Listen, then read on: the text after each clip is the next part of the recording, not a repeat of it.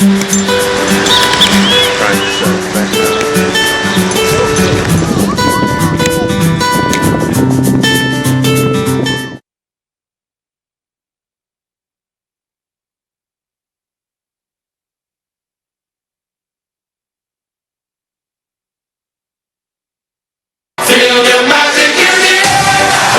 21st edition of the FIFA World Cup will be aired live on Bermuda Broadcasting Company.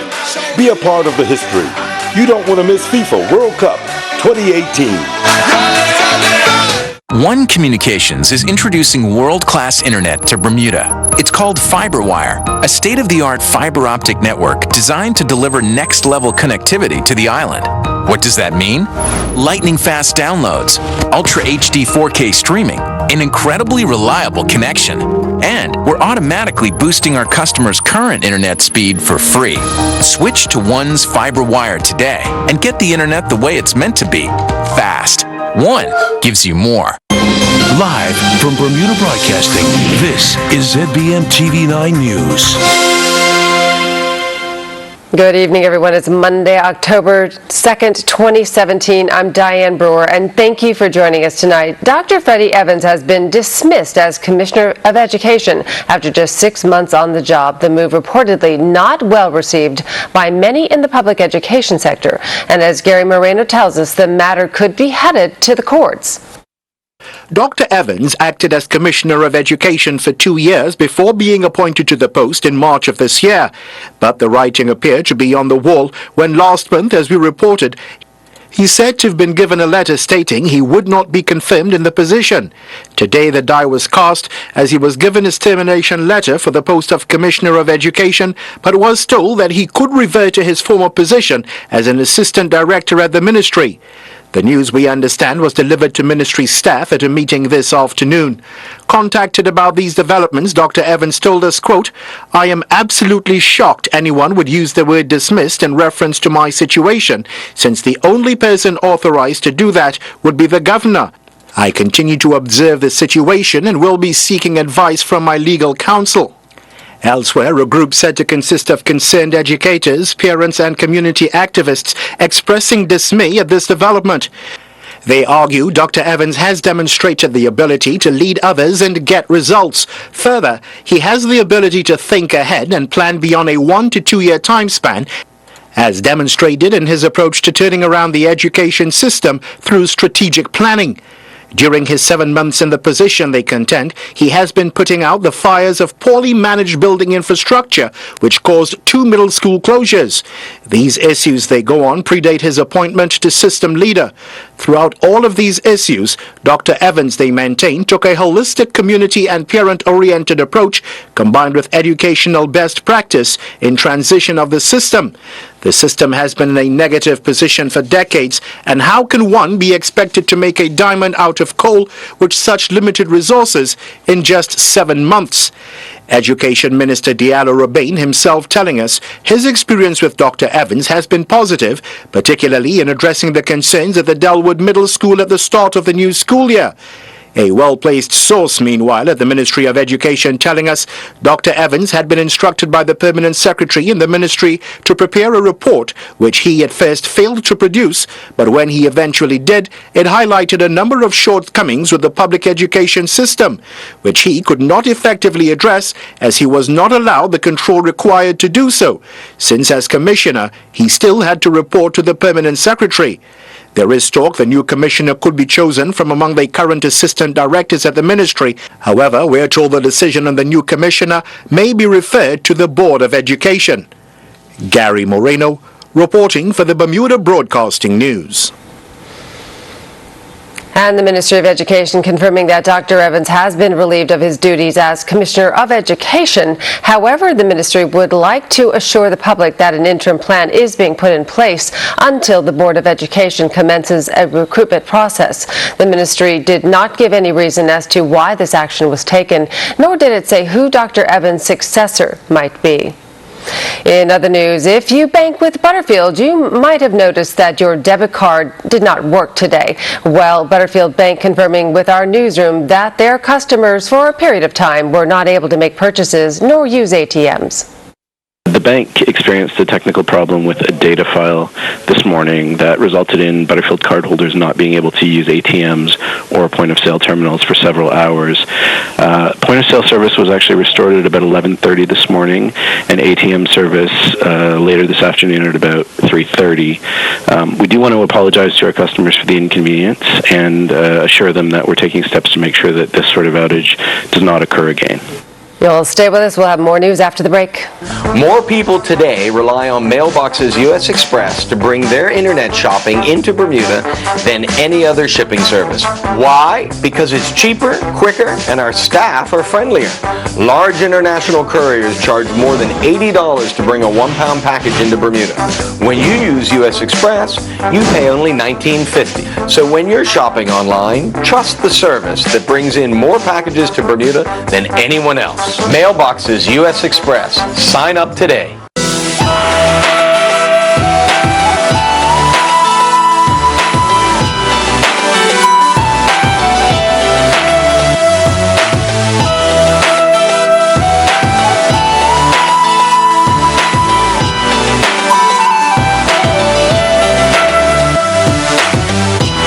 Bermuda's only Teppanyaki grill. Rediscover L'Oriental. Eat in or take out. What would happen to your business if your premises flooded, there was an accident on site, or your computer systems were hacked? Many businesses find it difficult to recover from these and other unforeseen events, such as fire or theft. That's why you should talk to our specialists at Friesenbrook-Meyer Insurance. We will customize coverage to best protect your business against extreme financial loss. Covering possibility. Welcome back. Well, get your facts right before you criticize this government and how it handles the people's business. That's the advice to former Premier Michael Dunkley from Tourism Minister Jamal Simmons after Mr. Dunkley hit out at government for failing to table legislation on gaming regulations. Gary Moreno has that story. Mr. Dunkley contends government is holding up the introduction of casino gaming by failing to act on regulations developed under the previous administration. Tourism Minister Simmons begs to differ, and strongly so. It's easy to run your mouth when you don't have all the information. And he's been running his mouth. And there's a little bill called the Proceeds of Crime Amendment Number 3 Act 2017 that contains part of the gaming regulations. We are in process, and he has to understand. We don't operate on Michael Dunkley's schedule. We operate on the schedule of the people of Bermuda. And so when you have people making these statements, just throwing things out, trying to remain relevant, when we're in the process of doing the people's work, it's not helpful. But all that is just political grandstanding. How does the new government intend to address the implementation of gaming regulations? There is a bill called the Proceeds of Crime Amendment Act Number 3. That is the first part containing aspects of the gaming regulations as recommended by the gaming commissions. It's a process, and understand the reason why we're taking our time with this process, as well as many other things, is because we have a massive review coming up. We have to get this right. And so if the former premier understood and put the importance of the country over whatever game he's trying to play to stay relevant, then, that we would have a different conversation happening now. Mr. Dunkley highlighted the need for moving to get the island's banks on board as a major hurdle in the casino gaming process. He urges that government focus its attention on that. Mr. Simmons asserts government is well aware of this, but will not be rushed into anything. I have concerns I've had concerns since we were in opposition about the corresponding bank issue, and I think that the priority of the country has to be that we maintain our first and primary economic pillar. We cannot jeopardize that by having things that are not in place that are going to affect our ranking and ratings in the world. That's the priority. And so we have to get over that hurdle first. The corresponding bank issue, I think, is one that's for the Gaming Commission. They are the ones who have to identify the steps we need to take to assist, whether to help the banks be able to get in a position to do it, but it's an issue. Another point of contention has been the so-called cashless gaming. Mr. Simmons says government will play its hand according to the cards it's dealt. We're looking at everything, but the main priority has to be this. Is this going to protect us as a jurisdiction? That's the answer before anything else. It's not about what anybody wants and not what anybody thinks is good. Will it protect us as a jurisdiction? And that's the main concern. Gary Moreno, reporting for the Bermuda Broadcasting News. Meanwhile, Dr. Grant Gibbons, the former Minister of Economic Development, argues current Transport Minister Walter Rabban may not have his facts right about the America's Cup being a financial burden on the government's coffers. This after Minister Rabban told the House of Assembly the staging of the America's Cup created the need for an additional $1.6 million to run the Department of Marine and Ports. I think this is a subject for debate in the supplementary, so I don't want to preempt that debate. But the ACBDA had a number of what they called memorandums of understanding with a number of government departments. Certainly, the Marine and Ports was one of them, and I couldn't tell you what the amount was, but I know that sums were paid to provide additional ferry services by the ACBDA during the America's Cup period. Another example, I think, would be the Memorandum of Understanding, or MOU as they call it, with PTB, because if you recall, they had to move the bus service from just above the dockyard area there back to Somerset, and ACBDA contributed towards the move, some of the overtime, I believe, and also the security when the buses had to go back to Somerset. So this will all be, I think, a discussion where some of these numbers will come out. One of the issues that I think doesn't get brought out in these discussions is you can talk about additional costs, but clearly there was additional revenue coming out of the increased ferries and bus service as well. We do know that transport is fairly heavily subsidized here, but I think hopefully that information, those numbers will also come out when the supplementaries are debated. In legal matters, a former corporation of Hamilton alderman denies an attempted murder charge during this month's arraignment session in the Supreme Court. Jasmine Patterson brings us the details.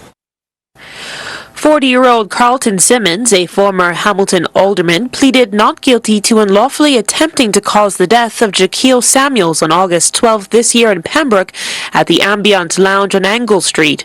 Represented by QC Saul Frumkin, Simmons was released on bail, and Justice Charles Etta Simmons set a trial date for February 26, 2018. Meanwhile, 33-year-old St. George's man Dion Chamandele pleaded guilty to possessing a prohibited weapon, namely a 9mm Glock firearm, on August 15th this year. He also admits to possessing 4 rounds of 9mm ammunition on the same date. Chamandele, represented by lawyer Charles Richardson, was ordered to submit to pre-sentencing reports and was remanded to custody. He is due to be sentenced next month. Elsewhere, Dwayne George Watson denied conspiring with others to import cocaine to the island between a date unknown and September 1st this year, and possessing the drug with intent to supply. The matter was set for mention on October 18th. Meanwhile, Jamiko Trott and Troy Burgess Jr. both pleaded not guilty to attempted murder and using a firearm to commit the indictable offense on May 14th this year. Trott separately is charged with possessing the firearm with criminal intent and handling the firearm without a license on the same date, which he also denies. The duo are set to reappear in the Supreme Court in February for trial. Meantime, a 50-year-old Hamilton Parish man denies committing 9 offenses. Winslow Edward Williams, represented by lawyer Richard Horseman, pleaded not guilty to trespassing a Harrington Sound Road residence, stealing a handbag, causing grievous bodily harm, and 2 counts of assault while resisting arrest on September 2nd. He also denies prowling, taking a motorcycle, 2 counts of burglary, and attempting to rob a man of his backpack, all between September 3rd and September 9th this year. Justice Simmons remanded the man to Westgate, and Williams is due to reappear in the Supreme Court on November 14th. A trial date was set for January 29th, 2018. Jasmine Patterson reporting for Bermuda Broadcasting News. In other news this evening, the St. George's Kiwanis Club has sent a container of supplies to the Caribbean island of Antigua, which is still struggling to recover from the effects of monstrous Hurricane Irma. The containers have 27,000 bottles of water and other humanitarian supplies, with another container with bedding, clothing, and household items being prepared for delivery. Buddy Fleming, a director of the club, explained to Mike Sharp why Antigua and Barbuda were selected. I think that they were one of the worst just devastated, and I think I saw numbers like 80% of their homes, 20% of their infrastructure was affected, and so obviously, I mean, how could you feel coming home or really just losing absolutely everything that you own? Is just obviously devastating, and we really wanted to help out as best we can. So we started reaching out to local vendors, and I have to say the response back has just been absolutely incredible. Not least of them was Lindo's Markets, Mr. Chris Smith there. We had initially a pallet of water that he donated, which very quickly turned into a container of water. This is almost 27,000 bottles of water, which is obviously just incredible. And Chris is actually working to release those goods this week.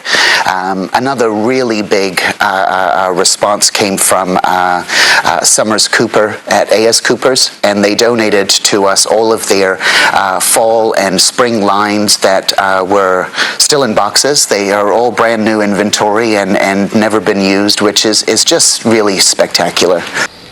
The second container with clothing is still being stocked. Now let's go to AccuWeather headquarters for the latest. AccuWeather is presented by BF&M Insurance Group. We now go to AccuWeather headquarters. We have the water vapor satellite loop pulled way out because there's not much to speak of around our area.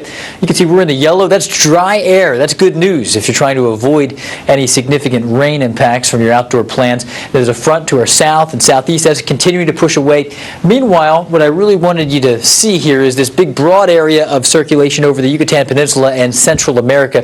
That is a disturbance. It's very disorganized, very broad, but it could become the stage for some tropical development in the next week or so. Also a tropical wave here with some broad circulation well off to our southeast. That's probably not much of a threat. We're getting to that time of the year where most of the development ends up being storm systems that form near the southeast coast of the U.S., the Gulf of Mexico, or the Central Caribbean.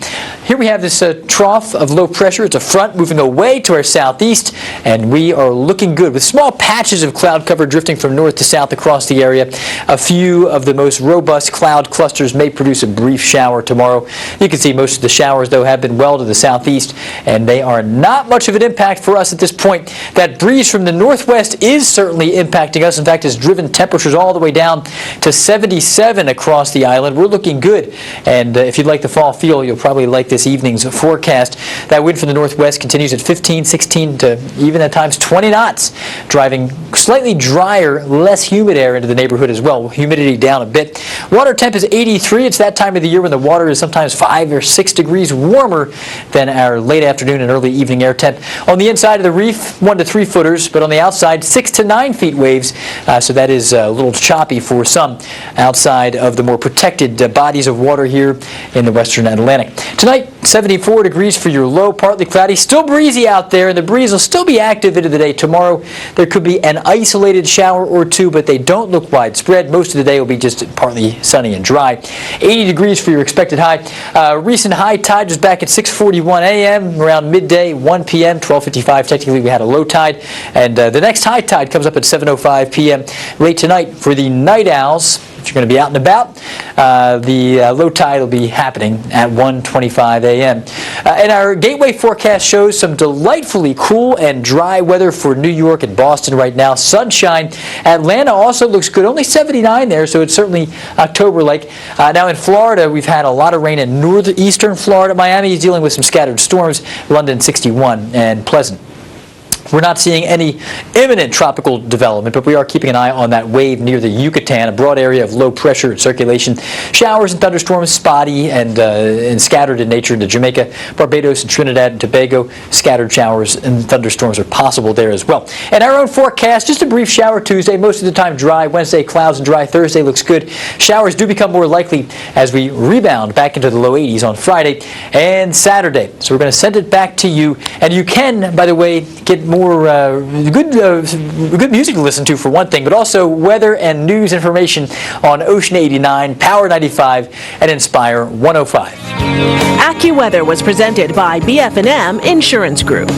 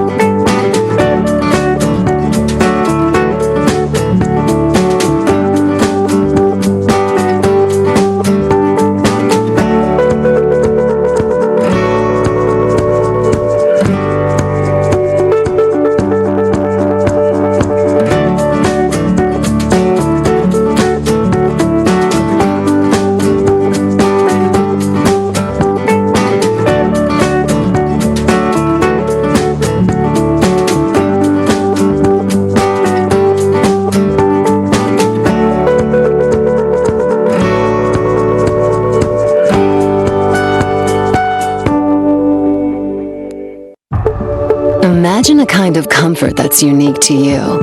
Serta did. The Serta iComfort Hybrid Sleep System. The first hybrid mattress that combines advanced coils with our triple action gel memory foam for comfort that cradles, supports, and cools you. It's comfort reimagined. The iComfort Hybrid Sleep System. Exclusively available at Big Saving Zone, Southside, St. David's.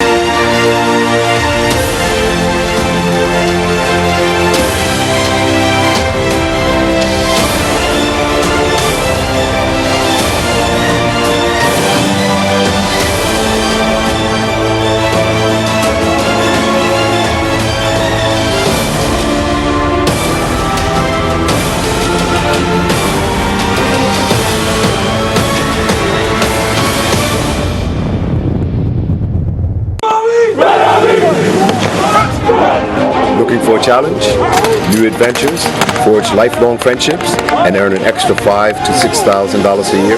Good stuff. Be a part of a proud and honorable legacy of service. The Royal Bermuda Regiment is seeking volunteers. Let's go, guys! Call us at 238-1045 or visit bermudaregiment.bm. The Royal Bermuda Regiment, your regiment. The Emmanuel Baptist Church family, under the awesome leadership of Pastor Georgia Prime Godwin, invites you to the Builders of the Wall Conference 2017.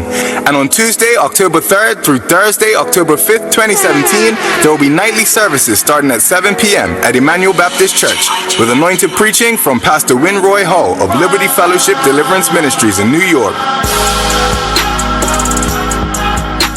This is Pastor Winroy Hall. I will be ministering at the Emmanuel Baptist Church under the leadership of Dr. Georgette Godwin at their Bow Conference. This conference will take place October the 3rd through the 5th. And this is a special invitation to all of my family, all of my friends that are there in Bermuda to come on out one of those nights. I believe that God has a word with your name on it. See you there. Come, bring a friend, and let's worship and praise our God. Now Earl Baisden brings us up to speed in tonight's sports report.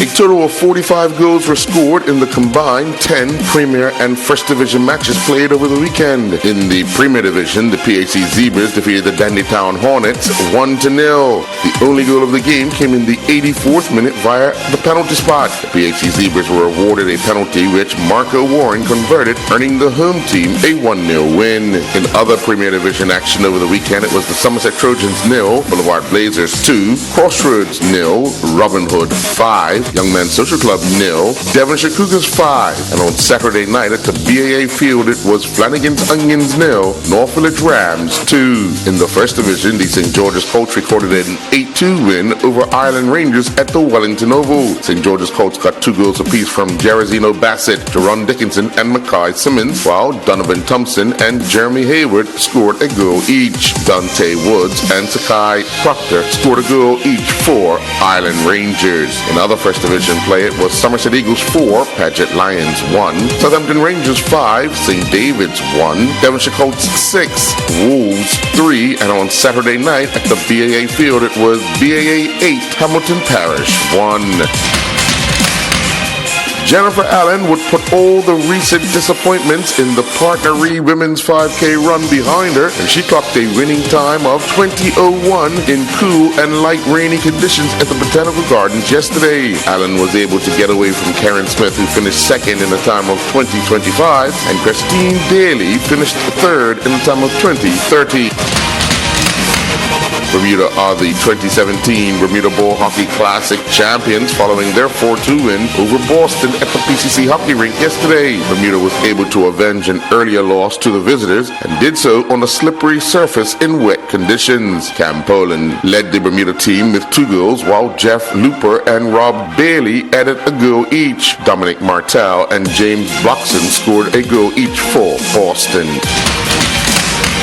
The Bermuda Amateur Swimming Association 2017-18 season got underway at the Bassa Pool on Saturday with the Barry Henson Open. Taylor White won the 13-14 girls 50-meter butterfly, touching the wall in a time of 39.52. Sam Williamson won the 13-14 boys 50-meter breaststroke, clocking a time of 33.44. Keegan Woolley was second in 33.73, and Tommy Marshall touched the wall in a time of 38.55 to finish in third place. Meanwhile, it is official. Lisa Blackburn has received her certificate that she is a World Masters swimming record holder. Back in March of this year, Blackburn had a very impressive showing at the Ontario Masters Swimming Championships in Canada, breaking the Masters World's women's 45 to 49 age group 100-meter freestyle record. Blackburn shattered the Masters record with a time of 58.24.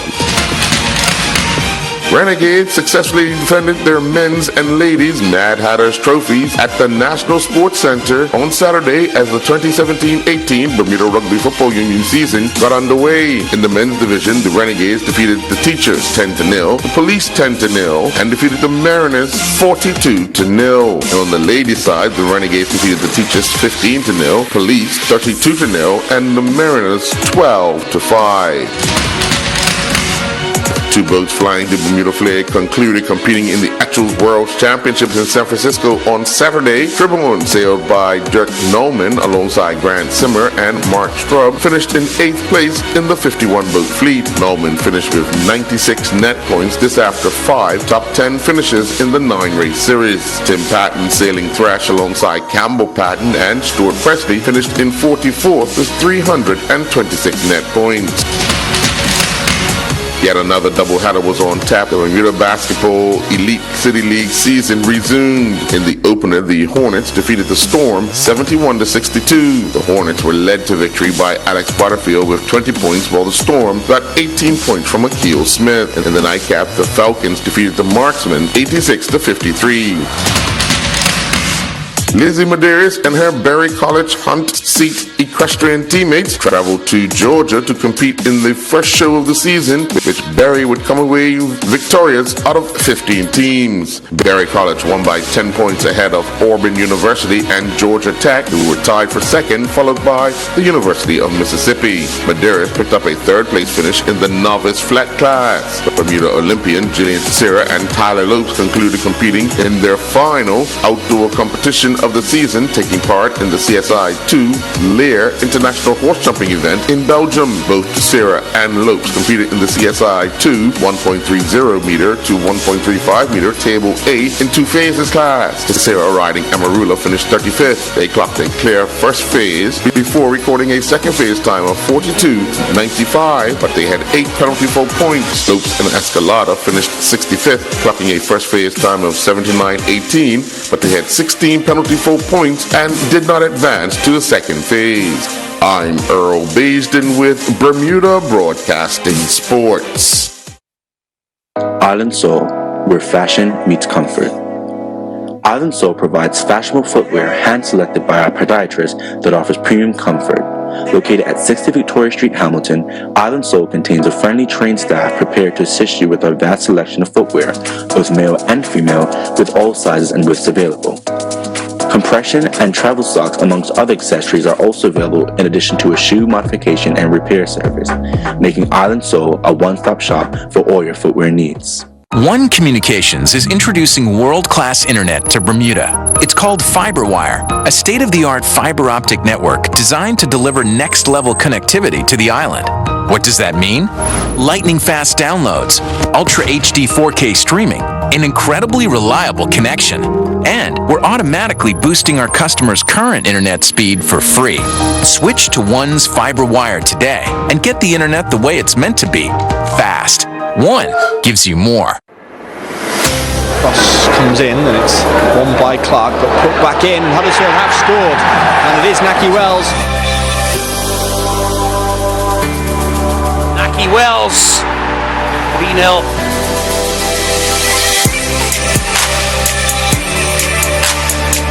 Into the area, and again, and this time it's turned in by Naki Wells.